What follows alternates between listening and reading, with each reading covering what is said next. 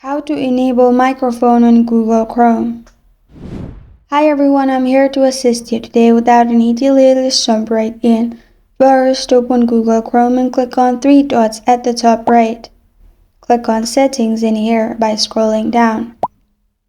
Then in Settings, you will find Search bar at the top. Simply search Site Settings. Then at the bottom, you will find Site Settings. Click on Site Settings. In Site Settings, you will find this kind of screen pop up. Simply click on Microphone at the bottom. Then make sure the blue dot is inside Can Ask to use your microphone. Also select the type of microphone you want.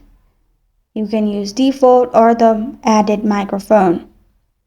After that, in here, simply scroll down.